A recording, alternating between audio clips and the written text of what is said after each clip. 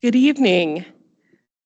Thank you all for joining us tonight, both in person and I'm told we have a few hundred people who are joining us through Teams or Zoom. We really appreciate you coming out tonight and giving us your time for this Mansfield Dialogue. I'm Katie Vaughn. I'm the Director of Civic Engagement for the Mansfield Center.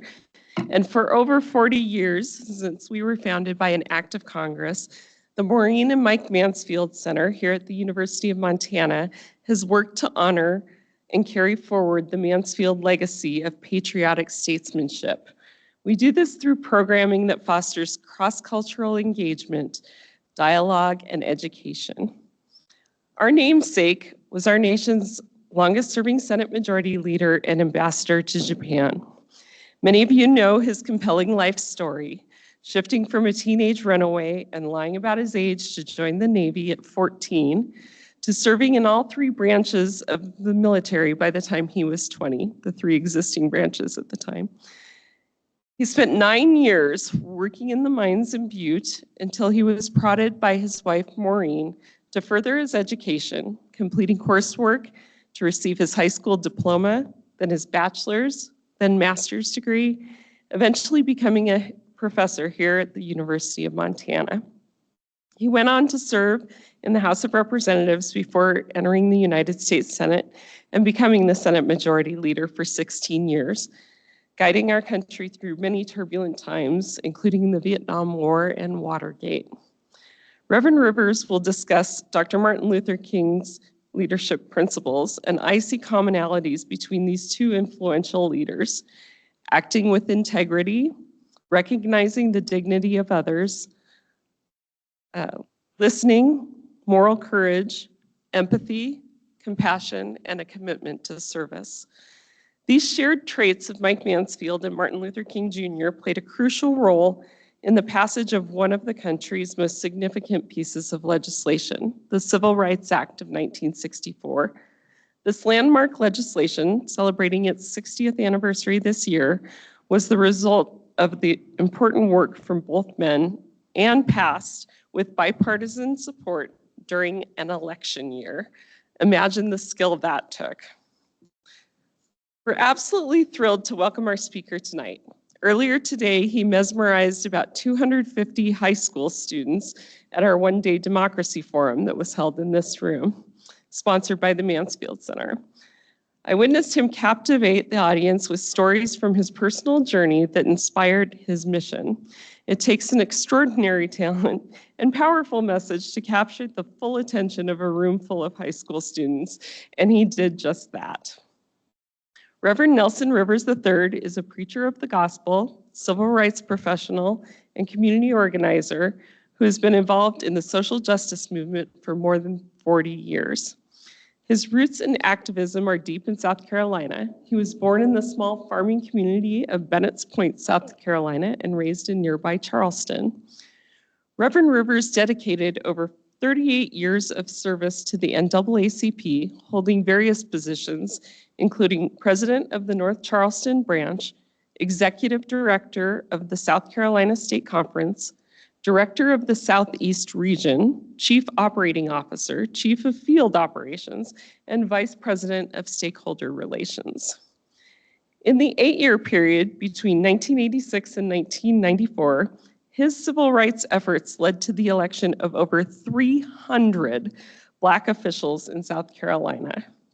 He was a key organizer of the largest civil rights demonstration in South Carolina's history, where over 50,000 people marched in Columbia in January 2000 to demand the removal of the Confederate battle flag. 2 days following the June 19, 2015 Emanuel 9 massacre, Reverend Rivers organized an interfaith community prayer vigil with thousands in attendance, urging the state legislature to remove the Confederate battle flag from the state capitol. He continued his advocacy for the removal of the flag with a press conference a few days later at North Charleston City Hall. Governor Nikki Haley followed his lead with her own conference the same day, urging the South Carolina legislature to remove the flag from the Capitol. On July 10th, 2015, Reverend Rivers witnessed the flag's removal from the Capitol. On June 9th, 2020, Reverend Rivers called on Charleston Mayor John Tecklenburg to remove the statue of John C. Calhoun, a notorious racist. The statue was removed on June 24th, 2020. Since 2008, Reverend Rivers has served as the pastor of Charity Missionary Baptist Church. He also chairs the Charity Foundation and is the Vice President of Religious Affairs and External Relations at the National Action Network. Excuse me. A 1972 graduate of Wilberforce University, America's first private HBCU, he is also trustee emeritus of the university. In May 2024, he earned his master's degree in practical ministry. Congratulations. He is married to Carolyn Small Rivers, and together they have 5 children and 9 grandchildren.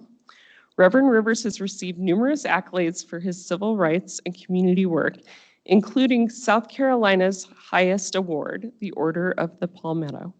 Reverend Rivers, welcome to the University of Montana. Thank you for joining us tonight.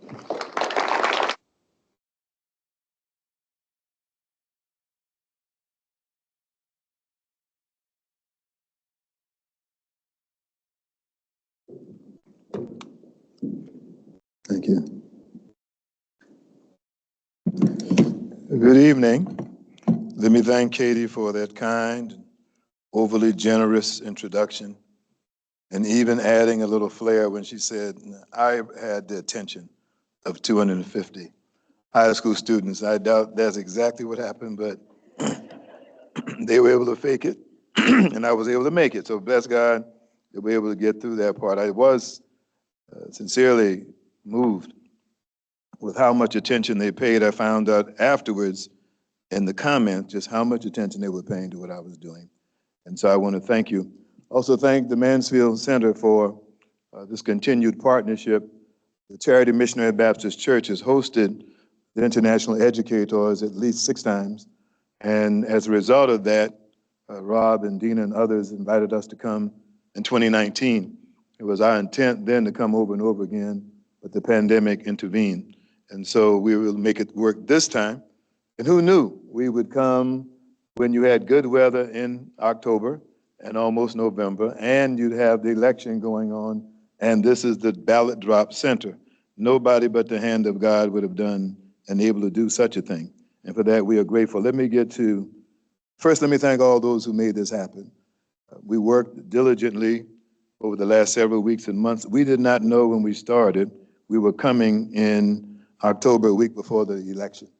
And the Lord worked that out. And it also worked out. We came and God stopped the weather just for these 3 days so we could do this and go up to the Flathead tomorrow to meet with Steve and the council and leave early on Thursday morning. I am the Reverend Nelson B. Rivers III, as she said. I was born in a place called Bennett's Point. If you ever heard of the Gullah Geechee community, I am Gullah and Geechee.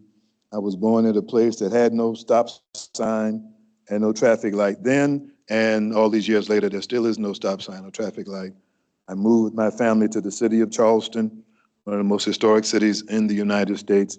I grew up on both sides of the city, and then I ended up going to college at Wilberforce University, named for William Wilberforce, the famous abolitionist who was able to outlaw slavery in the British Empire. So today I want to deal with the leadership principles of Dr. King. I think it's important as a preamble to share a little bit of my journey, how I became a devotee of Martin Luther King Jr., because I was not when I got to college, and it was not when I was in my early 20s, and it took some transformation for me to go from what I was to where Dr. King was and become someone committed to not only to his principles, but the successful implementation of his principles. I believe they can be applied today, and as the fate would have it, we live now in the most divided time in our country in many, many years. If there ever was a time to test whether these principles work, now is that time. This is that place. So Mike Mansfield, I grew up in the movement knowing about his relationship with Lyndon Baines Johnson, what they're able to do together. What a lot of folk don't know is in my state, of South Carolina, the Democratic Party was the majority party. But they were also the most racist party. And back then, they created a Democratic primary that excluded black people. Even though we had the right to vote in 1965, black folk could not participate in the Democratic primary. Why is that significant? Because every leader of every entity in our state was a Democrat. If you cannot participate in the Democratic primary, you have no say in who the leaders shall become. So out of that backdrop, when Johnson became president and Mike Mansfield and Johnson worked together to get the 64 Civil Rights Act, 65 Voting Rights Act, and the 68 Fair Housing Act, those 5 years were the most consequential 5 years outside of the Civil War itself in history of African Americans in the nation. And I would argue the most consequential 5 years for America to affirm the vision, the dream of democracy, a dream that's been deferred many, many times, but it's always articulated as such, as a dream. So Dr. King was critical of that, but for me, to be transparent, there are 3 M's that changed my course to make me into what some would acknowledge as a civil rights worker. Some even call me a civil rights leader. But it started with a man named Medgar Evers, who was assassinated trying to register people to vote in Jackson, Mississippi.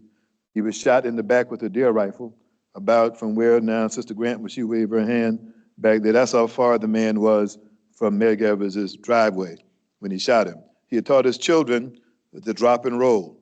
And in the movement, folk have to teach their children how to protect themselves and protect their family.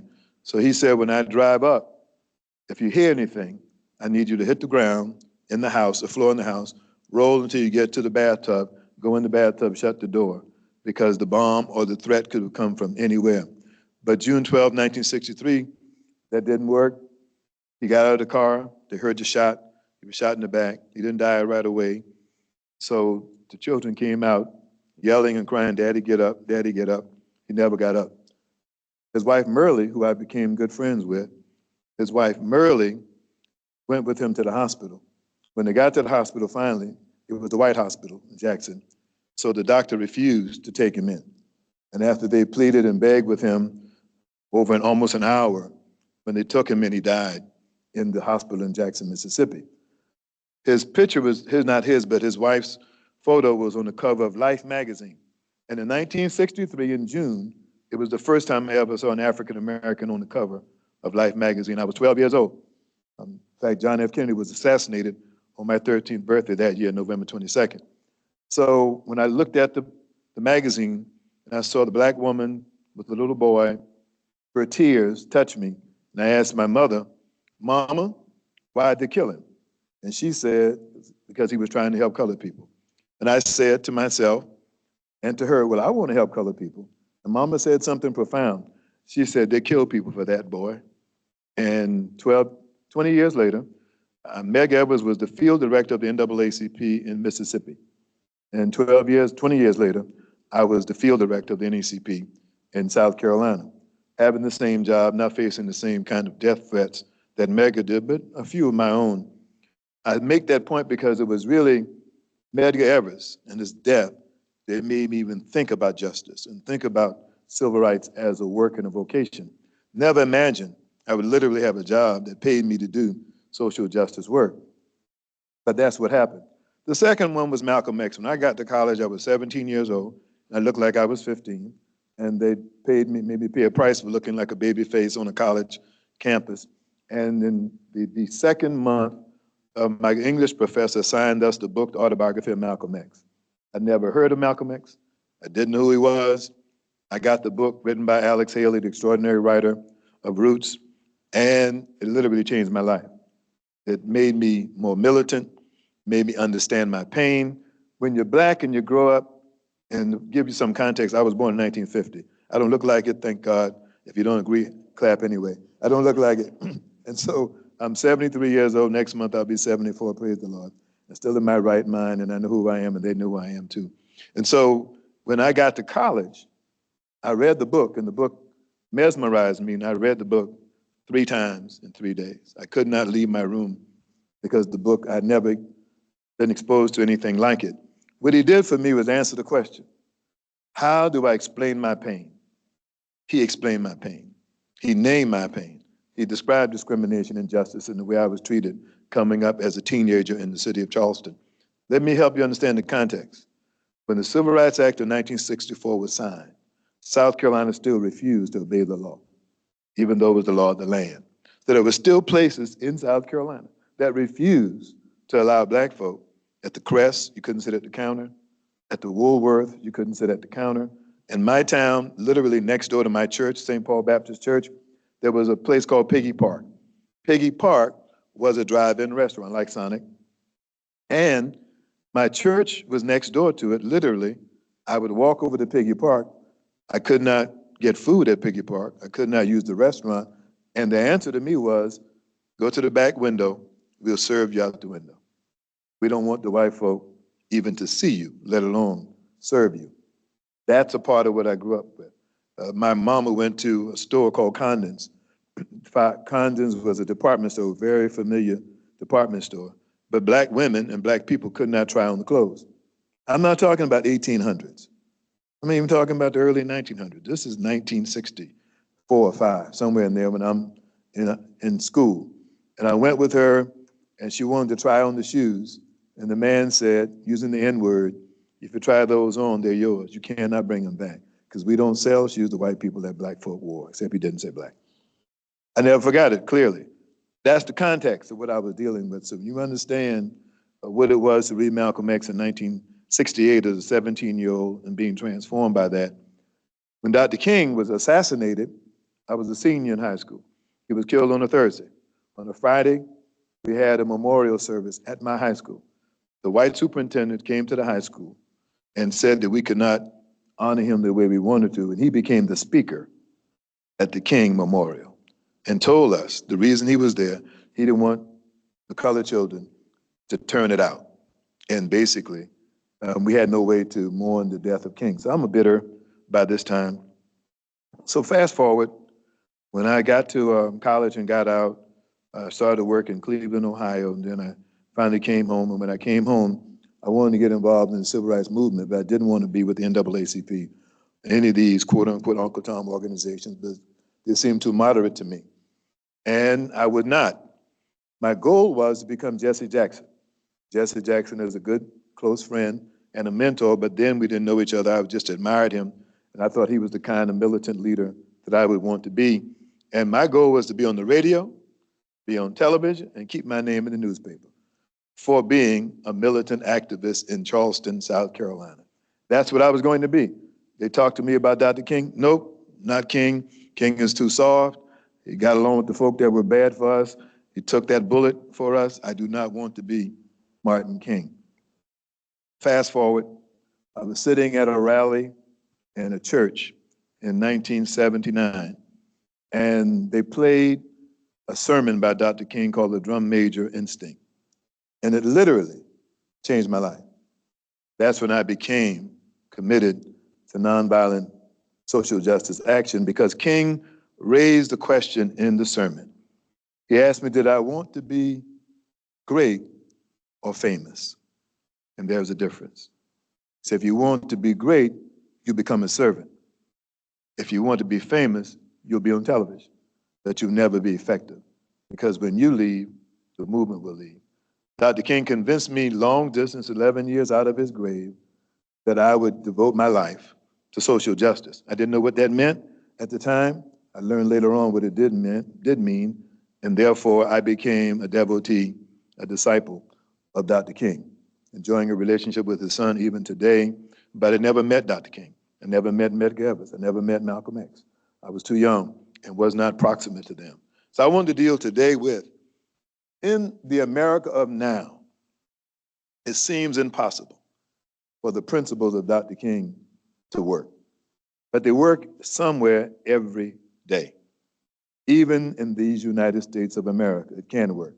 The question for us will become, which way shall we go? The election next week will not answer the question. It will either exacerbate or bring clarity, but it will not answer the question. So when they ask me what I would like to talk about, is to share with you the leadership principles of Martin Luther King Jr. Let me quickly connect Dr. King to the Lutheran tradition. You may know that Dr. King was born as Michael. His daddy was Michael Sr. Dr. King was what they call Little Mike. And his daddy went to Germany and was so convicted by the work of Luther that he changed his own name to Martin Luther King Sr. And therefore, Martin changed his name to Martin Luther King Jr. They were not children. He changed his name as a grown man. And he changed his name because of the impact in his mind of what Luther did in that environment. And he wanted to follow in that footstep.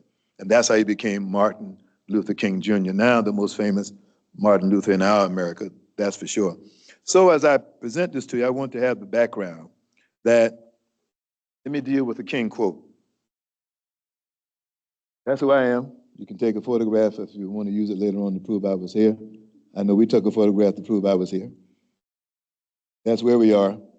This quote got my attention. And King says this, and this quote is needed today more than ever before: a genuine leader is not a searcher for consensus, but a molder of consensus. That seems almost an oxymoron. When Mike Mansfield had to generate a consensus in the Senate to pass the Civil Rights Act, he started with this understanding. You can't search for consensus. You have to mold a consensus. And the consensus has to be molded around the principles that you're willing to fight for and in some cases die for. My Rivers remix to this is, a true leader does not try to make the popular right, but tries to make the right popular. We're beset with folk in America who are trying to make what's popular the right thing, as opposed to making the right thing popular. And we have to invert that. There's no way for us to deal with the social media phenomenon that anything and anybody can become famous in 30 seconds. And whatever they say or do becomes the right thing.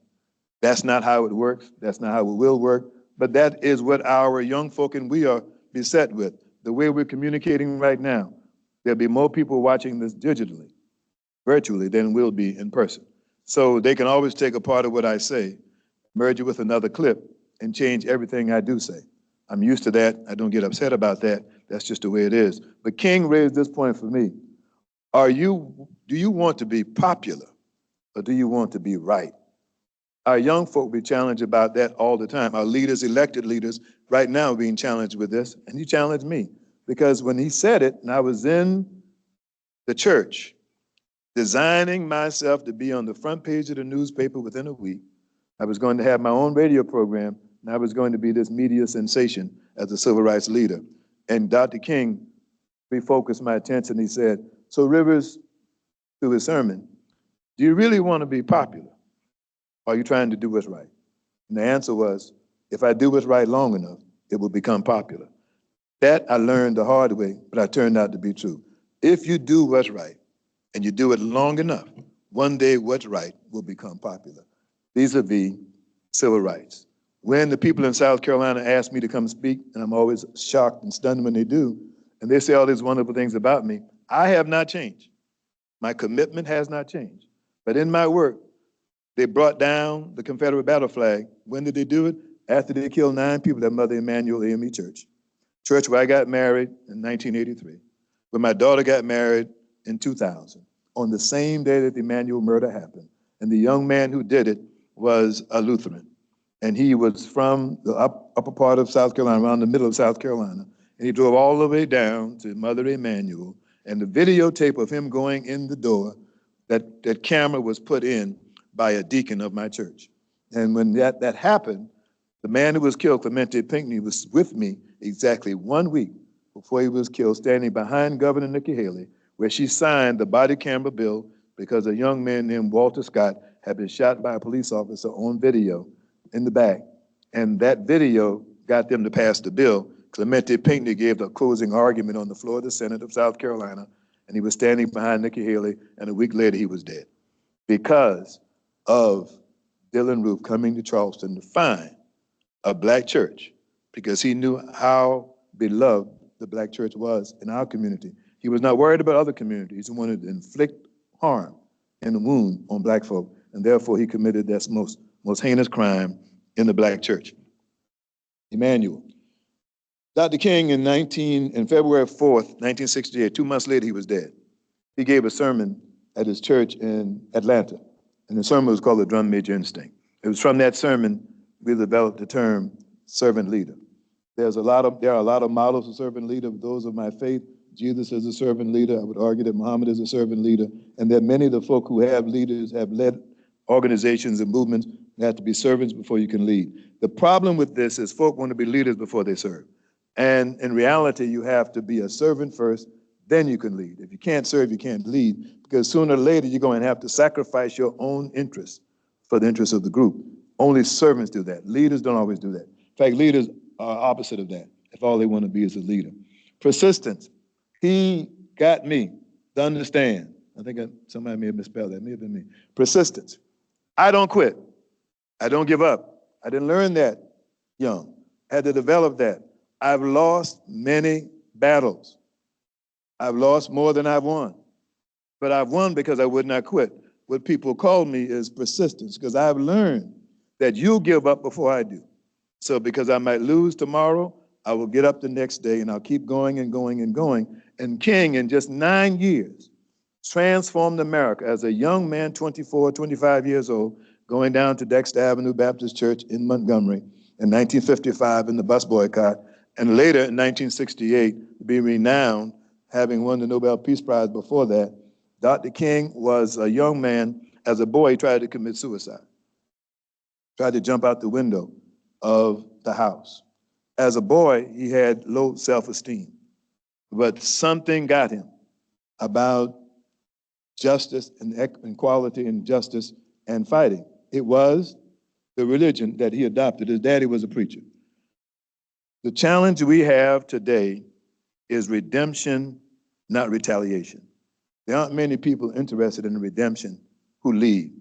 Most of our leaders, especially those who take the microphone in politics, always talking about retaliation. Retaliation. I want to get somebody. I want to get back at somebody. You cannot be a servant leader if your interest is retaliation, because retaliation only leads to more retaliation. And before you know it, nobody wins. I didn't believe it at first when Dr. King said it. I doubt that it could be done. I learned years later it could be done and was done. But redemption means that I want to redeem you, not retaliate against you. I want to redeem you from whatever that wicked is, or that evil is that has you consumed. And I believe, since I believe inherently in the good of human beings, I have to believe that no matter how you act, there may be some redemption in you. It's on me to redeem the value in you and not reject you, and certainly not retaliate against you. Easy to say, very hard to do. So nonviolence principles of Dr. King, I did not accept them at first.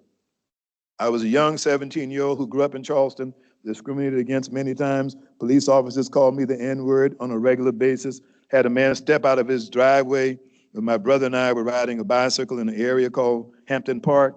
At the time, it was housing segregation. My daddy busted the block of Watledge Avenue, and we moved. We didn't know. We're just glad to be on that side of the town.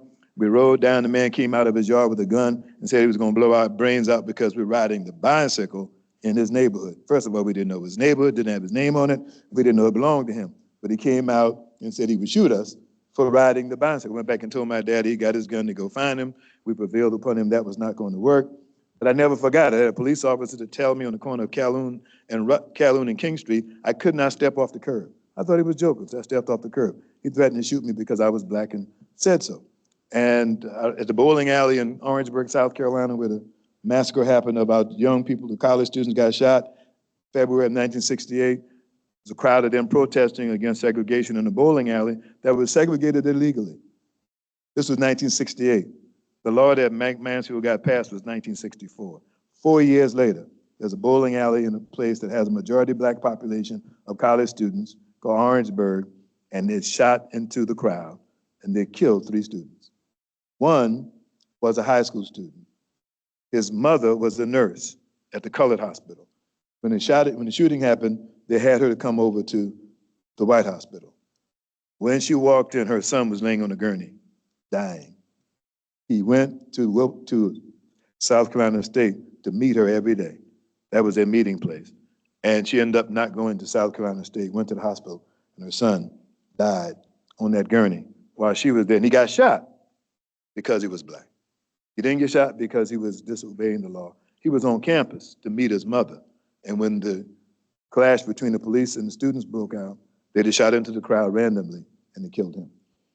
So in that area, I was not going to be nonviolent until I learned from Dr. King why. So let's unpack the principles, the 6 principles. What I've learned, this is in his philosophy. You can find many documents that encapsulate these principles. The fundamental tenets of Dr. King's philosophy of nonviolence described in his first book, Stride Toward Freedom, which I've read. The 6 principles include, and I'll go through them briefly with some elaboration on each. Principle number 1, nonviolence is a way of life for courageous people. It almost seems to be oxymoron, right, to be nonviolent and courageous. But to be honest, you have to have courage to practice nonviolence. You have to be courageously committed to your principle. It's much easier to take out a gun and shoot somebody. It's much easier to choke somebody. It's much easier to surrender to human passion and take somebody out. To say that you're going to have courage of nonviolence as your principle takes exactly that kind of courage. And Dr. King was tested often about his commitment. I never had a chance to meet him, but I've talked to many of his lieutenants, and they all testified to a person about what that was. So active nonviolence resistance to evil. It is aggressive spirituality, spiritually, mentally, and emotionally. That's saying a lot, but that's what it is. Oh, yeah, I'm sorry. She has to keep me on point. Nonviolence is a way of life for courageous people. Seems not really practical. That's what he said, and I've come to learn it down through the years. Nonviolence seeks to win friendship and understanding. Can you imagine people doing that today? Can you imagine how revolutionary that would be if I sought to seek your friendship and understanding as opposed to destroying your political career or destroying your life or destroying your reputation? That's almost otherworldly in where we're dealing right now. But those principles changed America and made the civil rights movement successful. The end result of nonviolence is redemption and reconciliation, not just to redeem you, but to reconcile our differences. Suppose that happened right now. Suppose you move beyond destroying each other to trying to reconcile our differences. The first thing I have to do is stipulate that you're human and that you're worthy. And I will not dismiss you with words or with actions. The purpose of nonviolence is the creation of a beloved community. Dr. King held his last staff meeting in South Carolina, a place called St. Helena Island, which was one of the few places in the South that blacks and whites could gather together. The other was Mount Eagle up in Tennessee. And Dr. King, in 1967, opened the staff meeting by asking these 3 questions. Where have we come from? Where are we now? And where do we go from here? It was the title of his last book. The book was published after he was killed. The name of the book is Where Do We Go From Here? Chaos or Community? I think we're back at that point now. The purpose of nonviolence is the creation of a beloved community. And most of our traditions, the faith traditions, they seek the beloved community.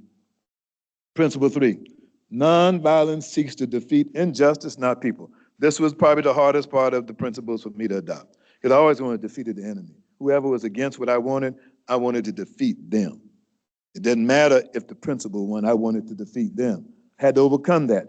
You find now, in a lot of our politics, it's never about principles or policies, it's about the person. I want to destroy the person, and the policy can take care of itself. Dr. King had this radical belief that I need to defeat injustice, not the unjust people.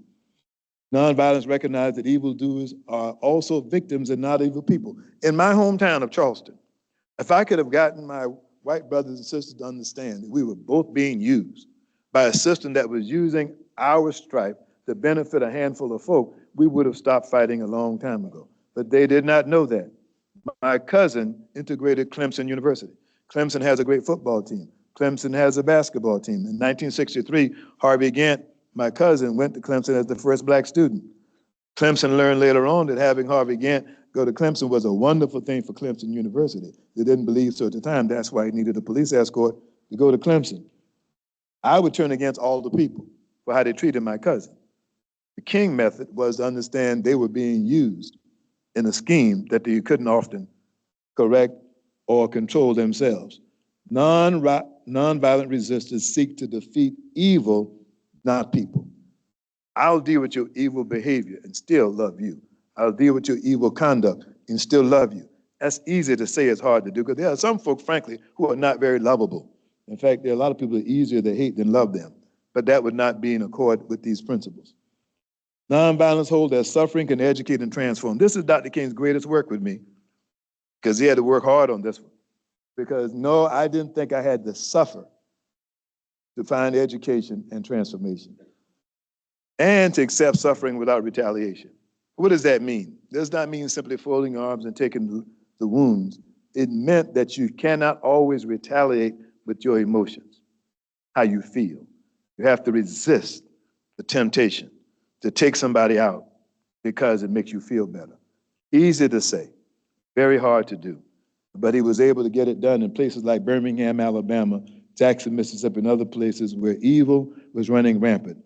Unearned suffering is redemptive and has tremendous education and transforming possibilities. I would dare say, in my community, the way we got those statues and flags down was doing this.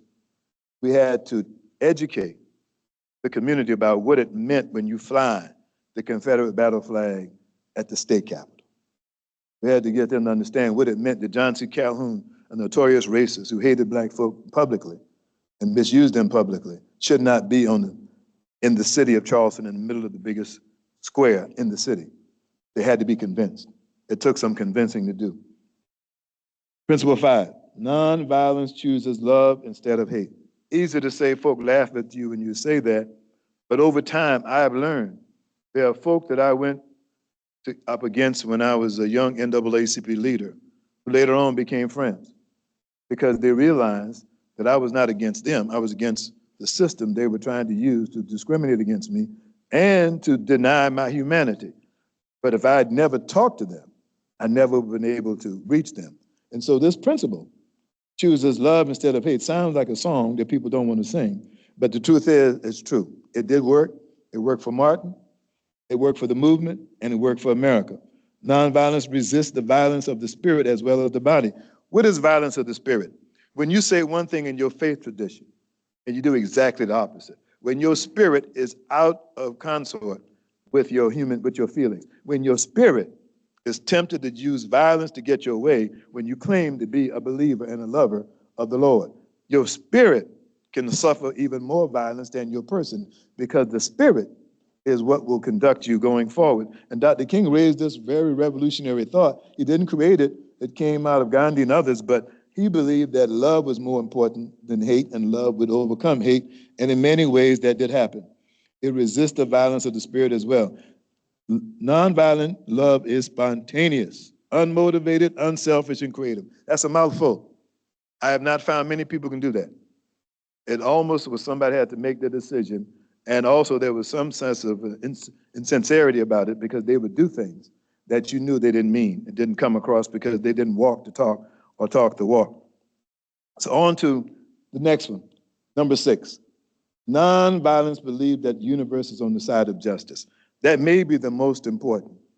When, whatever your faith tradition is, or no faith tradition at all, and mine, Micah 6:8 said, God said that we owe him 3 things: to do justice, love mercy, and to walk humbly with him. That is saying that the universe is on the side of justice and nonviolence. If you do justice, love mercy, and walk humbly, much of what we deal with in America and the world would not happen. Unfortunately, there are not many devotees of this notion, but Dr. King said, nonviolence is the universal commitment, is the side of justice. Nonviolent resistors, that would be us, has deep faith that justice will eventually win. Now this I did embrace. I'm 73, and there were times when I didn't think we would ever win. A man named Glenn McConnell became the president of the College of Charleston. Never served as a president before. The College of Charleston is the oldest college in the South, one of the oldest in America, and a man who was Senate leader in South Carolina, who personally put the Confederate flag up more than once and told me to my face, coming out of the governor's office, he looked at me and said, Mr. Rivers, as long as I'm alive, that Confederate flag will stay on that Capitol. And I said to him without missing a beat, Senator McConnell, you don't know me. I'm from the land of never. I'm from Charleston, South Carolina. And you told me I would never ride the bus in the front. I do. You told me I would never go to the College of Charleston. I do. You told me I would never go to the movie theater and sit down front. I do. And everything you ever told me I would never do, either I have done or will do, and the flag will come down. That was in January of 1999. No, January of 2000. And 15 years later, the flag came down. That same man got the job at the College of Charleston as president for 3 years. And he got the job so he could make $386,000. So when he was a failed business person, a failed attorney, he failed at everything. We finally got the flag down, so he failed at that too. They gave him a sweetheart job of $386,000 a year. So when he did retire, his salary, the basis of his retirement would be $386 as opposed to $50,000, which is what he had if he stayed in the Senate. Why is that important? When the Emanuel murder happened, I was in Alabama. When I got back home, I called the two mayors of Charleston and North Charleston and told them it was on my heart that we needed to have a community prayer service and a prayer vigil. So Senator Tim Scott came and Senator Lindsey Graham came, Representative Jim Clyburn came, and I was in charge, and the mayor asked me, he agreed to do it. All he wanted was the bagpipes to play Amazing Grace. And he asked me, Reverend Rivers, who will close out the event? And I lied, I confess. I told him I didn't know, but I knew I was closing out the event. If I told him, he might not let me have it. So we had it, and in the event, I got up and I called on the General Assembly to take the flag down. Nikki Haley, who was governor at the time, first woman governor of South Carolina, I wrote her a week before, disconnected. It was about Walter Scott's murder. I wrote her the week before asking her for a meeting because I wanted to talk to her about being this progressive who would take the flag down. And her answer when I called the office was we had nothing to talk about. A month later, less than a month later, the killing happened. We had the press conference. That day at 11 a.m., I called on the governor and the General Assembly to remove the flag. That day at 4 o'clock, she had a separate press conference and called on them to remove the flag. The issue was persistence. It was 15 years. It took the death, the murder, and slaughter of 9 innocent people to get it down. We didn't know how it was going to get down, and they didn't want to do it then. They wrestled all week. The son of Strom Thurmond, who was diametrically opposed to Mike Mansfield, got up on the floor of the state Senate and gave the argument to take the flag down. And Paul Thurmond said this, and I paraphrase him, I cannot support any symbol that celebrates the enslavement of human beings. Therefore, I vote to remove the Confederate flag. He was a Republican, so that put the Republican Party in a tight spot. And that day, 5 days after the debate began, they took the flag down. I was there with tears in my eyes to watch what they said would never happen. We never shot anybody. We never hit anybody. The violence didn't come from us. But the same flag the man told me to my face would never come down. It is down now. It is still down. And every now and then I ride by Columbia to make sure it is still where it should be, which is off of the state capitol, because you never know when somebody would get up in the middle of the night and try to put it back up. Nonviolence believes that God is the God of justice. When I believe that God is the God of justice, then I am convicted that I must do justice. And I trust the God who said, do it, that he would take care of me. Doesn't mean it always will happen, because my death could be a part of some larger plan I don't know about. But for these years doing this work, I've been places where I've been threatened. I've been put out of places that could not get back in, and I've had some death threats. But God has provided, as we move through this, many of my enemies, many of the opposition have become either folk with us or they've left the scene. They no longer hold sway in our politics. We've become a very divided, bitter state in South Carolina.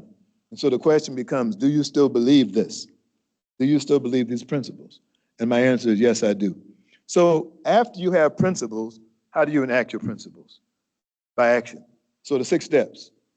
Dr. King said, nonviolent campaigns and teachings that emphasize love and action. Dr. King's philosophy of nonviolence, as reviewed in what I just went through, the 6 principles, led to him first devoting himself to making these changes, then leading to making them a part of policy in the movement. First is information gathering. It's amazing how folks start stuff without information. They don't know why, they don't know who, they just take the room and run with it. And all of us, if you want to win any issue, you have to know why or what you're fighting about, and more importantly, who you're fighting against and why they're so committed to being opposed to what you are in support of. To understand and articulate an issue, problem, or injustice facing a person, community, or institution, you must do research. Can I say that loud? You must do research. And the research cannot be given to you by the folk who created the problem in the first place. It must be independent research, it must be research that's validated, and it cannot be research you get off television in 20 minutes. You have to put in the time. So the research was instrumental in making the movement in the South successful. You must investigate and gather all vital information from all sides of the argument. If the only side of the argument you gathered information from is your side, you will not be successful. That seems an oxymoron to how we do business today, but you have to know why people feel like they feel. What made them committed to what you think is crazy, and what makes them want to go to the deathbed to make this happen. You have to stipulate there must be a reason you think like you do. What are those reasons? You must become an expert on your opponent's position. One of the hardest things in the movement was to be committed to find out why racists, in our view, act like that. What were they holding fast to? Where'd they get that from? And what made them believe these crazy notions about us having tails and being monkeys and all this kind of stuff when there was no evidence? What is the heart of that? We learned some of this was by design, a lot of it was by ignorance, and frankly, a lot of it was fear. Some people feared the unknown. They would never confess that their animosity toward me was because they did not know me. And they didn't want to get to know me because if they got to know me, they would love me, would not want to kill me. But that was just my view. Education is it's essential to inform others, including your opposition, about your issue. This minimizes misunderstandings and gains you support. And simply, let me give you a little context of why Dr. King said this. In Mississippi, in Alabama, in South Carolina, folk would just say crazy things about why something could not be done. We never talked to each other. He learned, and the example of this was he was put in jail in Birmingham. And he was in jail for days in Birmingham, wrote the famous letter from the Birmingham jail when he was in jail in Birmingham. His jailers one day realized, and just talking to him, he was just a person. So they started talking. And after a while, the jailer started complaining about how much they were paid or not paid, how terrible their working conditions were, and how they were being disrespected by the folk they reported to. Dr. King said to them, maybe in the 12th day or so, he said to them, you need to take those guns off your holsters and join us on the picket line, because what we're fighting against is what you need to be fighting against, because the same folk that are misusing us, they're misusing you, and they're using you to keep us in check when the fact is you're no better off than us, except they tell you your skin makes you superior. But when you go look at your paycheck, there's nothing about your paycheck that says you are superior. Dr. King spent his time in prison, educating, evangelizing the folk who were his captors. That is what Nelson Mandela did in prison at Robben Island. That's easy to say.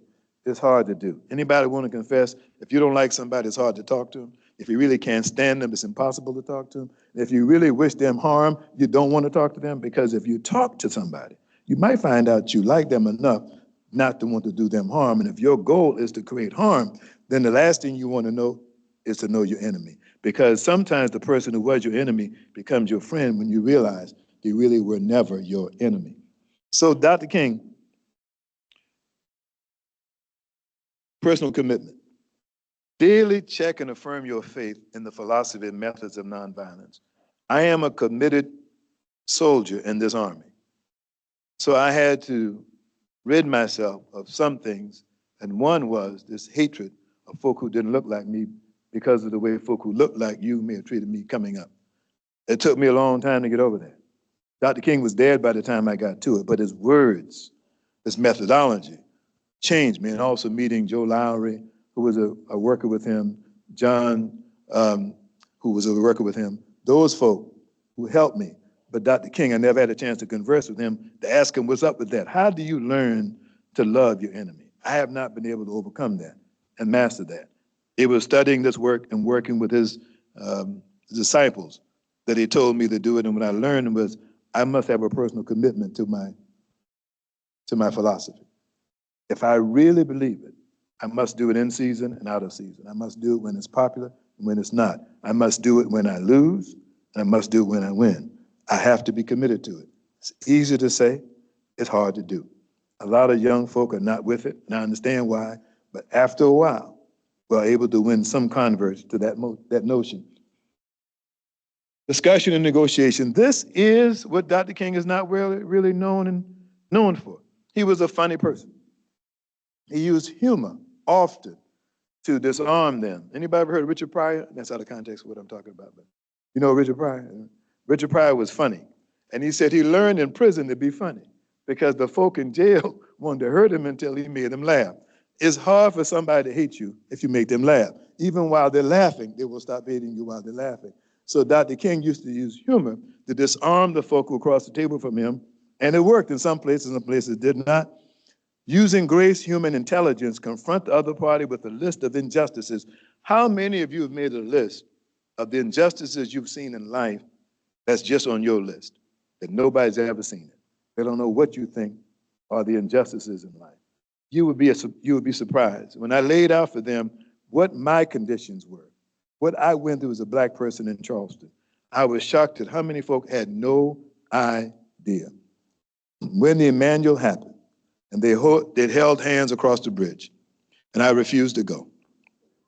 I told them, if you didn't want to hold my hand before they got killed, I don't want to hold your hand now, because I need you to understand what happened. You'll understand what motivated Dylan Roof to go in that church and shoot those 9 people, shooting my good friend first, because he was the pastor, shooting a female minister right next to him. And she was a friend, was making up her mind to come to join my church or go back to her roots in the AME church, which is what Emmanuel is. And I knew 6 of the 9, or 6 of the 9 were clergy. And we knew everybody who got killed. One was my mother-in-law's dear friend of my mother-in-law's church before she passed, Emmanuel. When they wanted to cross to hold hands, it was not anger or retaliation. I said, I don't need to have a show. What I need is transformation. So meet me after you cross the bridge. Let's talk about how we can transform the conditions in our community to produce the Dylan Roof in the first place. And so, direct action. Dr. King, it seems an oxymoron that you would take direct action after you say, I want to love your enemy. Because direct action was often the only way to change the behavior, change the treatment. Whether you love me or not, your law should treat me equally. Whether you respect me or not, the law should treat me equally. When the law does not treat me equally, I must take action. These are actions taken when the opponent is unwilling to enter into or remain in discussion or negotiation. That's what happened with me and Glenn McConnell. He refused to discuss taking the flag off of the Capitol. So then we had to move to direct action. The largest march in the history of South Carolina, I had a significant role in making happen. That march changed a lot of minds because there were 50,000 people in the grid at the state capitol to hear me and others speak, and they didn't believe that many people could show up. So when we tried to negotiate, when we tried to discuss, it did not work, we took direct action. Showed up with 50,000 people, still didn't get the flag down, but changed the conversation in our state. These actions impose creative tension into the conflict. Creative tension is what Dr. King was good at. What he meant by that, when you say Black folk cannot sit on the bus used to stop in front of my house on Rutledge Avenue in Charleston, named for a man named John Rutledge. My mother came out to get on the bus. In those days, Black people could not ride on the front of the bus. There was a line, and Black folk had to sit behind the line. Mama ran with me to get on the bus. You had to go on the front of the bus and pay the fare. Drivers who wanted to be mean, when you went around to the back, they'd pull off with your money and without you. That's not what I heard. I experienced that. So do you know I grew up hating that man for a long time? Because he blew smoke in my mother's face after she paid him and called her the N-word and pulled off laughing. And you could see him laughing through the rearview mirror. Clearly, I've never forgotten that. It was traumatic. But Dr. King would create the tension that exposed that kind of evil by what? Getting on the bus. So when the bus company in Montgomery wouldn't let black folk ride in the front and the bus boycott happened, the bus boycott lasted 381 days. But what people don't talk about, they never decided to let black folk ride the bus in Montgomery. What happened was a woman in Columbia, South Carolina, sued the bus company in South Carolina. It went to the U.S. Supreme Court, and in 1956, the Supreme Court ruled that segregation on buses was unconstitutional. That's how it ended. But the creative tension raised it to the level of the court, and the creative tension came from folk walking to work for over a year. I don't know how many of you walk to work, but if you walk to work and your job is 3 miles one way, that's a lot of walking. If you do that for a year, who is willing to walk to work for a year instead of riding a bus because you don't want to ride on the back? That is creative tension. That's what Dr. King did, and I'm proud to say it worked. And we use creative tension in many of the things we've done and continue to do. The conflict that's happening now requires a level of morality that's too often absent in our politics and in our communities. And Dr. King was the embodiment of that. Reconciliation. This may be the toughest one. Left my water over there. Reconciliation is the last straw, and it's the most important one. How do you reconcile with folk you hate? With folk you can't stand? Folks whose policies are adverse to your very existence. If you can't do that, then the rest of this is a waste of time. So Dr. King, thank you. Would y'all give Ms. Trudy Grant a hand clap of praise? She works with me. That's not her job, bringing me water. She manages the department. This was not in her job description, bringing me water. But I'm grateful. So in this direct action, then reconciliation, have you ever sat down at the table with somebody you knew in your heart you couldn't stand? Tell the truth and shame the devil. You ever went into a situation knowing when this is over, this is a waste of time? I'm going to hate you even more than I did before I came in here because I can't stand you now. Dr. King gives us this very difficult opportunity. I learned this the hard way. I sat with folk who wanted to keep the flag up in the governor's office in South Carolina. And when we got through, only one was unchanged. Everybody else understood my pain, what was wrong with the flag, and why I wanted to come down. They never would have gotten it had I not been willing to sit at the table. What they admitted, one was from a place called McCormick, South Carolina. Another one was from Greenwood. And a man named Drummond was a nice guy, a Democrat, but we didn't think he was very much of a social justice advocate. He told the story that in Korean War, he ended up being locked up. And he ended up in the cell that everybody was black except him. And he said that was the first time he got to know black people. He had a business that employed black folk in the lower levels. He had a house, had black servants, but he didn't know black people. He admitted that in that room. And he said in that room, when he was in jail, he realized that it was his problem, not theirs, that he was the problem. Fast forward to that day in the governor's mansion. He said to the group who still wanted to keep the flag up, he told them, shut up, you don't understand. When they look at the flag, they see abuse, enslavement, and being treated as less than human. Until you understand that, for you it's just a symbol of a lost cause. You lost the war anyway. But what he said was, you do not understand. When he said that, the ice was broken in the room, and 3 of the legislators decided they would support us, not Glenn McConnell. God has a sense of humor. I didn't finish this part. God has a sense of humor. When Glenn McConnell became president of the College of Charleston, where do you think the big 5,000-seat rally, the prayer vigil, was held that night? At the College of Charleston, in the TD Arena. So guess who was presiding over the program?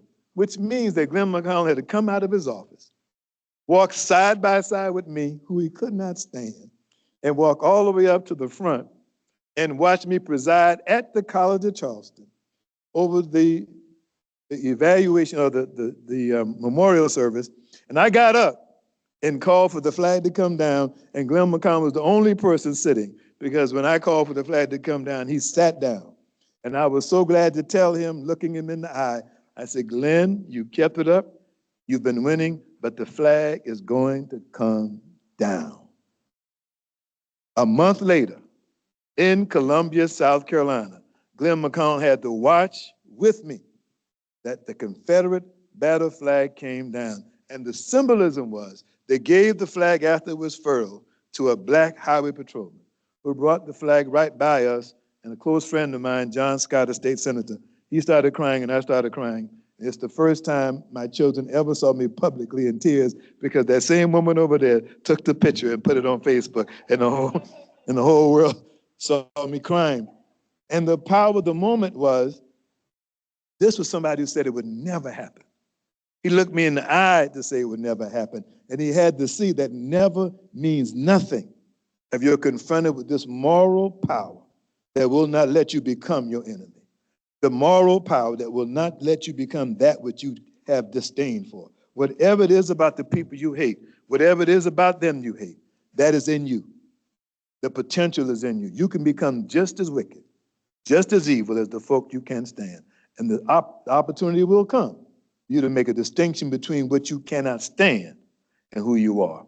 And if all you do is become another version of the folk you hate, you've not accomplished anything, because that means you did not win. And winning cannot be a score. Winning has to be, did justice prevail? If justice prevails, that's a victory. If justice does not prevail, doesn't matter how many votes I get, how many people vote. So I end by this. Dr. King helped me in so many ways. The book, Beloved Community, is based on the letter from the Birmingham jail and the book, Why We Can't Wait. You can get it now on Amazon. I have a copy of all of them. Two things: unfulfilled dreams. You may have seen the last message Dr. King gave in Memphis the night before he died. He did that speech, that sermon speech called, I've Been to the Mountaintop. And I may not get there with you, but we will get to the mountaintop. He said, I looked over the valley and God showed me that victory will come. Well, Dr. King was quoting a sermon he gave a month earlier in Atlanta at his church that he and his dad were co-pastoring. And it was called Unfulfilled Dreams. And he talked about David and other leaders in the Bible who had dreams that never got fulfilled. And he said this profound thing: all of my dreams will never be fulfilled, but they will get fulfilled. I may not be here when it happens, but I believe they will. And that was 1968. And he got killed in April. And most of what Dr. King talked about became dreams that got fulfilled. I am a living witness. I'm a testimony. I can tell you, I've been places I never thought I would go.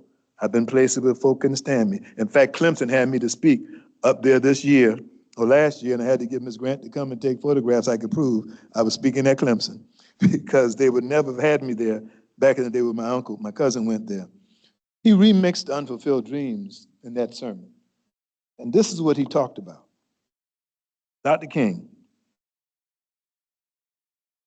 talked about in Unfulfilled Dreams that it doesn't matter if I get there. What does matter is, will the change come? That's a difficult challenge to our selfishness as leaders. We want it on our terms, and we want it now. If it doesn't happen when we want it, we consider it a defeat. Dr. King had no way of knowing how much America would change. Do you know in 1968 when he was killed, it was just 40 years later before Barack Obama was elected president? And do you know I met Barack Obama at Chicago, sitting next to him, and he walked and all the women started swooning and saying, gosh, and oh my God. And I leaned over to him and said, brother, who are you? All the women act like Marvin Gaye has come back to life. And he said, I'm Barack Obama. We just talked. And so we met 2 more times after that. And his election, as much as anything, was a testimony that Dr. King's dreams did get a chance to be fulfilled and continue to be fulfilled. Because, frankly, a lot of folk didn't wake up that morning of the election saying, oh, we're going to have a black president tomorrow. But it happened. And there weren't enough black folk in America to elect him president. So he had to get elected by folk who did not look like him. And I thank God that it did happen, because it was one more time that the dreams of Dr. King became a reality. And I end with this.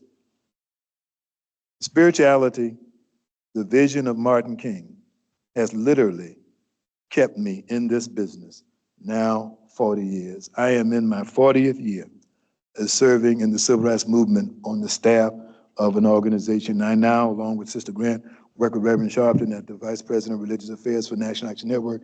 I've been there for 10 years. Before that, I was 30 years with the NACP and 8 years as a volunteer. And in all those years, things have happened in my country and in my community that didn't seem possible when I was just a teenager or a young man. And I'm able to tell folk, if you don't give up and you're committed to what you're doing, and you're committed to doing it the way Dr. King did it, the things that seem impossible, one day they will call your name. So much so, I can come all the way to Missoula, Montana, where Kim Williams used to end NPR every day when she did her show. And she would simply say, I am Kim Williams from Missoula, Montana. I heard that first in 1984, and I said then in 1984, I wanted one day to go to Missoula, Montana. Fast forward in 2019, I came to Missoula, Montana, and doggone 40 years later, here I am in Missoula, Montana again. Kim Williams is not here in spirit, but I really, in flesh, but I want her to know wherever she is, here I am in Missoula, Montana, and glad to be here. God bless you. Thank you so much.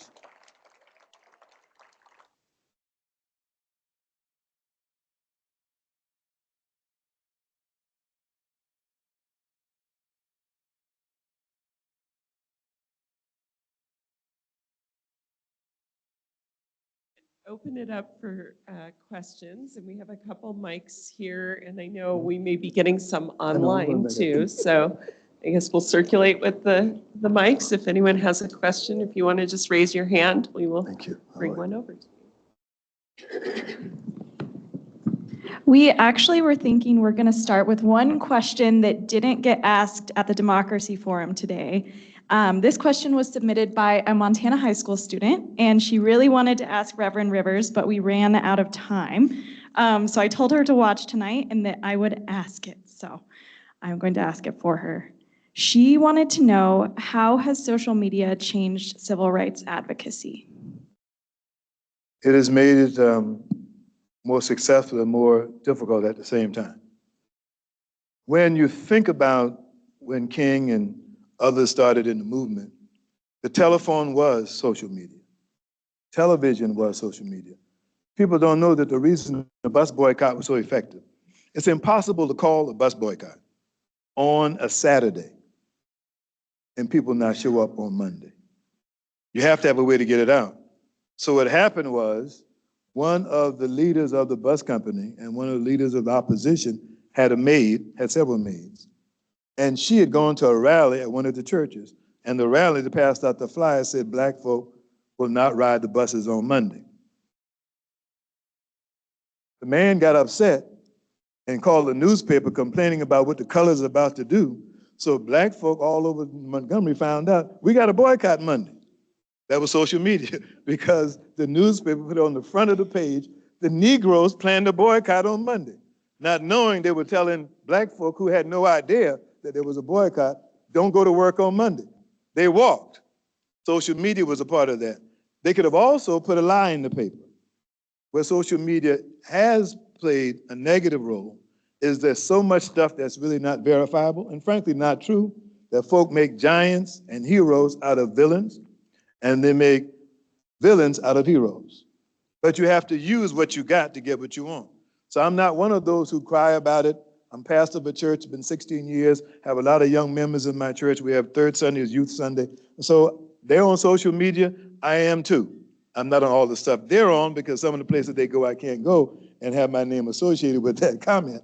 But I use it because it is a way to communicate. It is just communication. And what was effective in the civil rights movement was effective communication. You must know your audience.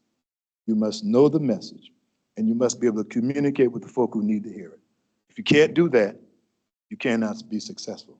So social media for us is necessary. Sister Grant, now if I post, I get 5 likes and people say it's okay. When she posts, she gets hundreds. So what I want to do, if I want to get a message out, I use social media through Trudy Grant. I put it on her page and everybody finds out. So now people know in Charleston, South Carolina from the day, I am at the University of Montana, Missoula, Montana, not because I posted, it's because Trudy posted. So folk all over the kingdom now know where I am. So I think social media is here to stay. We have to use it. The abuses are bound to come, but the abuses came with everything. Every medium of exchange of communication we've ever had, somebody abused it. They'll abuse this too. But ultimately, how'd you find out a lot about what's going on at UM? Somebody puts it on a page somewhere, or in the technology somewhere. That's how you get the word out. So I'm not afraid of it. I don't run from it. I do think there are a lot of things about it that are harmful, but there are a lot of things about everything we've done that have been harmful down through the years. Thank you. Anybody else?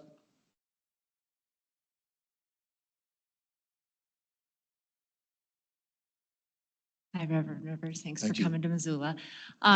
This was a deeper dive into Dr. King's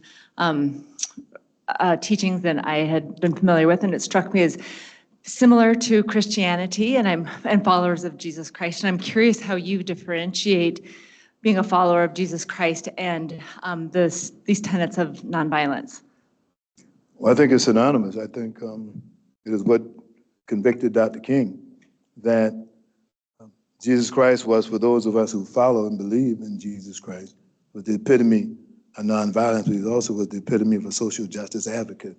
If you read Matthew 25, he described how he would judge nations, how he would judge followers of his. And he said, when I was hungry, you wouldn't feed me. When I was naked, you wouldn't clothe me. When I was in prison, you wouldn't visit me. He said, if you don't do it for the least of these, you didn't do it for me. And his point was, whenever we treat someone as least, then we are not following Christ. If we demonize folk because of where they are from, as God said to the Jews who were being freed, he said, be careful how you treat the foreigner, because you were once foreigners yourselves. And how they treated you, you should not want to treat anybody the way they treated you as a foreigner. That's a part of the ethic of our tradition and our religion. So Dr. King was a devotee of Jesus Christ and of the faith tradition we call Christianity. And a lot of times Christianity gets a bad name because they're non-Christians who are practicing it. Those folk are not Christian. They cannot be, because they're exactly polar opposite of what Jesus taught, lived, and what he gave us by example. So a lot of folk are blaming Christians for not being Christians, when the truth of the matter is, by definition, they're not Christians. Just because I say I'm 7 feet tall doesn't mean it's true. I'm just saying it. Just because I say I'm the best looking man in the world doesn't mean it's true. I'm just saying it. But we have to make the distinction between what is true, what comes out of our faith tradition, and Jesus has a pretty high standard of behavior. And the behavior starts with how you treat. The story of the Good Samaritan is misunderstood. But if you know the text, the Samaritan is an example of somebody who was not Jewish. The person who was injured was Jewish.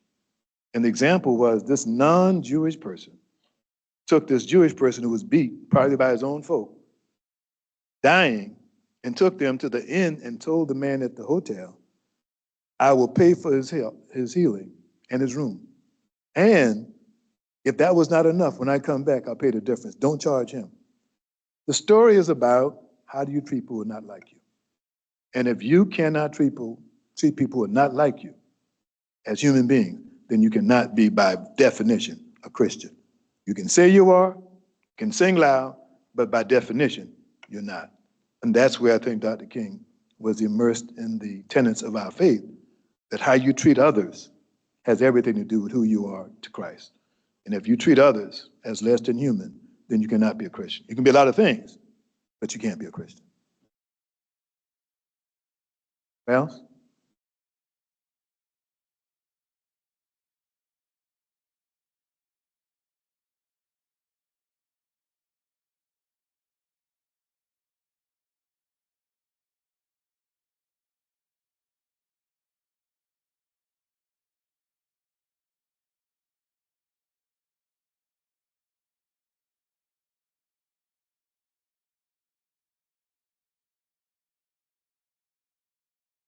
Well, ways to prove, one of the problems being the echo chambers that we tend to be in, particularly in the political realm. I wonder if you have any constructive suggestions to make about how to put yourself in, how to become an expert in your field. That's a great question. It's bound to come up. People blame the media. I don't blame them as much. People hear what they want to hear. The challenge is, where do you get the opponent's positions? Do you get it from folk who are already against the opponent and filter it so that it fits what you want to hear, or do you get it from them? And unfortunately, I have found that folk find out who I am, not from me, not from my positions, or even listening to a whole sermon. They will get it from folk who can't stand me, and they will then change who I am to that person. So one step is to literally go to school on the opposition. Go to school for real. Don't read what somebody said they said. Listen to them. One of the good things about YouTube and all the social media, you don't have to guess what I say. I'm in church every Sunday preaching. So you can get a snippet and make it sensational, or you can listen to the whole sermon in context. I challenge those who listen to the whole sermon. Now what do you think? Unfortunately, it appears to work. So when it's successful, why would you go the long route of knowing what you're talking about when ignorance is so successful? When folk can be ignorant and be very clear to be ignorant or intentionally ignorant, and they get elected or get money or get success, then that becomes a question for us. This morning, we're having 30 days of prayer. We've been praying for democracy and the election since October the 7th. We pray at 12 noon every day, Eastern time, and we pray at 7 a.m. every Saturday and Sunday. And this morning, the prayer was the president of the National Council of Churches, Bishop Vashti McKenzie. And she made a point in her prayer that we are now operating in the Esther moment, for those who know the scriptures. And she made this point. Esther was told, you don't have to do this, but I want you to know you will not be exempt, because the king's decree is to kill all Jews. And Esther, I hate to tell you, you're one too. And if he means all Jews, he means the one in his house as well. And one of the challenges we have, folk believe that somebody can be terrible and exempt them. But the folk who are doing it do not care. They will get you along with everyone else. To your point, the value of understanding somebody's position is not rewarded publicly enough for folk to want to do it. In addition, they don't get this presentation, not from me, but from anybody, to talk about the value. I learned more about Glenn McConnell by studying and reading his bills and his positions. So I could talk to him about what he said. One of the things he said to me in that meeting was that he really likes the flag because he thinks about the Confederate widows, and that made him cry. And I said to him, Senator, with all due respect, do not ever have a pain contest with a black person from South Carolina, because you're always going to lose. I know your story, but you don't know mine. When you learn my story, you quit using that example, because you're talking about external grief. I'm talking about personal. I agree with you that when I really want to know, going to negotiations, having a discussion, I try to find out everything I can from the folk I'm sitting at. Also, don't go into meeting believing that they are my opponent. They may believe that. I don't believe when I go in, at the meeting when it's over, I might come to believe. But when I go in, I really believe there's a way to get them to see it my way, or at least be willing to talk about it my way. And the more I know about how they view this circumstance or this situation, the better I am and more effective I am. The less I know, I may sound good, but I'm really ignorant. And there's nothing worse than ignorant that's proud. What else?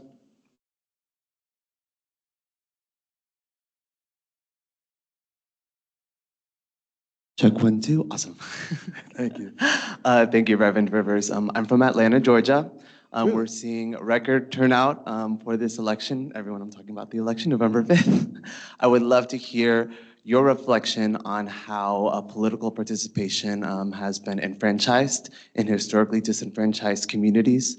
I also want to hear your reflection on what more the country can do, what has yet to be done to really enfranchise communities with such a history of barriers to voting and to the ballot. Both great questions. My daughter lives in Fayetteville, Georgia. I lived in Fayetteville for 10 years, and I became the regional director of NACP, then the national field director. I literally was living in Georgia. So first, I'm excited about the great turnout. South Carolina has had a historic early vote turnout too, but the distinction between who turned out is not the same as it has been in Georgia. It also is because, in spite of all Georgia tried to do, to make it harder. Folk worked hard to minimize the damage, and they were able to go vote. It seems an oxymoron, almost, it is anti-democratic, that I would make it more difficult to vote in a democracy, when it should be just the opposite. For example, I told folk today that in Montana, they have same-day registration. That seemed radical. To you, is what you do. To me, it makes all the sense in the world. Because when do people get interested in the election? Like the week before. So if I come to the vote when I really want to vote, and you tell me, well, you missed a step. It's called registration. Two of the calls that had me delayed today, we're having early vote in South Carolina, and two of my members, one of them I hadn't seen in church in a while, but he found my number to call me to ask me. I went down to vote, and my name is not on the list for where I live. I started to say, being a little nasty, but I didn't, because we teach this at the church that get your voting plan. Look at the list of everything that's said about you in the system and make sure you can check all those boxes. I told them I'll deal with that when I get back. In South Carolina, they make it harder to vote. Frankly, as they do in Georgia. The Georgia voting records and the voting process now is significantly different than it was in 2020 because Georgia wanted to change the possibility outcome. It didn't work because whatever it is, and this was the rough analogy I used, if you put freedom 100 miles from me, and I know what freedom is like, I'm going to walk 100 miles to get it. I don't care what device you use to put between me and freedom. After I know what freedom is, you cannot stop me from getting it. All you're going to do is delay my getting it, but I'm going to get freedom.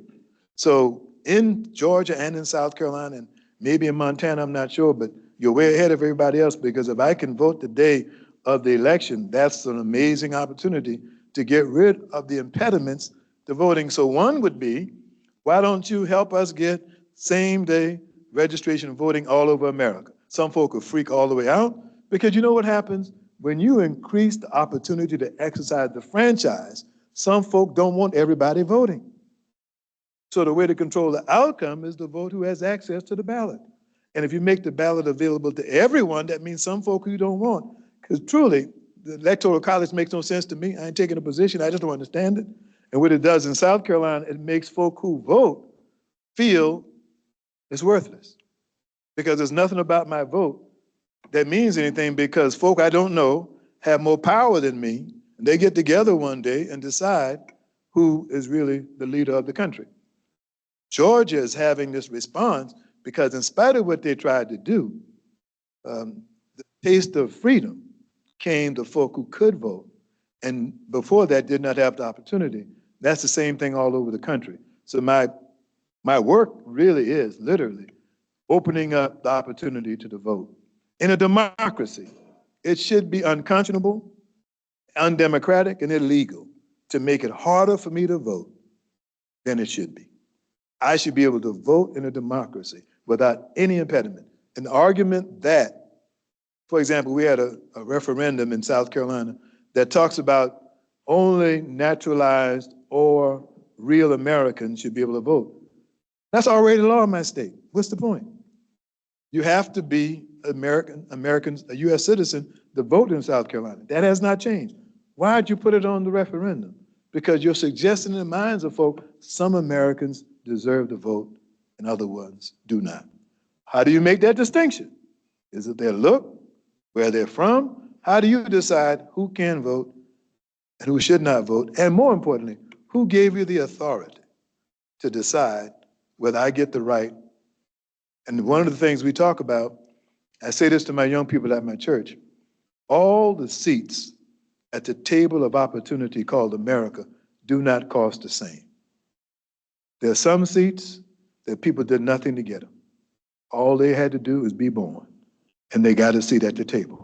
Others had to overcome centuries of discrimination, second-class citizenship. That seat costs more. And I say to my young folk, that's not to give you more privilege, that's to give you more responsibility. When the seat costs more, you have more responsibility to go vote because yours costs more than other folk. Other folk got this seat by just being born. People died for your seat. People gave up lives for your seat. People suffered on the bridge and got beat and run over by horses for your seat.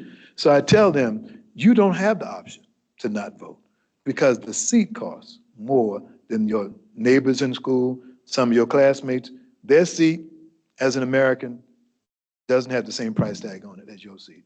Your seat costs a lot more. That's what I would do, is to make it easier. Because who in a democracy wants less opportunity to participate? How is that working with our philosophy as a democratic society? Why should it be harder for you to participate in democracy than others based on where they live or what they look like? It shouldn't be, and I work diligently to make sure it stops. But I'm glad about Georgia. That's a good sign. I may portend goodness for next Tuesday, we shall see. But I finally resigned myself. Every situation in America in my 73 years I've seen. I've seen crazy, I've seen charismatic, I've seen success, I've seen foolishness, I've seen crazy people running the government, and I've seen folk that I think had sanity running the government. And in every season, I still have to work. Doesn't matter. In every season, I still have to work. So hopefully Tuesday, things will work out well. If they don't, I still got to work because I am committed to justice, and justice is what I do. And it doesn't matter who's sitting in the chair. My job is to make sure the people closest to me in my community get treated the same way everyone else who calls themselves an American, regardless of what they look like, what their gender is, what their agenda is, no matter who they love, no matter when they love them, no matter what they look like, no matter where the nation of origin is. When you come to America, I didn't talk much about when Dr. King talked about the city on the hill. He called America the great city on the hill. And he was saying that the aspirations of America are greater than aspirations anywhere in the world. America's success in reaching its aspirations have often been frustrated. But he said, which city, which nation ever said that everyone, after they got men straight, everyone is human, has a right to be treated as such? Said it in its principal founding documents, that every human being has the right to be treated as such. That's the city on the hill. Our goal is to make that promise a reality for every American, regardless of what they look like, what their gender is, or where they come from. Until that happens, we still got work to do. Thank you, Reverend Rivers. And unfortunately, we are at the end of our time for the Q&A session, but we do have a reception afterwards that we invite everyone to attend and continue the conversation. We are so honored to host both Reverend Rivers and Trudy at the University of Montana and at the Mansfield Center. And we are very thankful to all of you for your support of the Mansfield Dialogues. So please enjoy the reception and give Reverend Rivers a round of applause. God bless you. Thank you.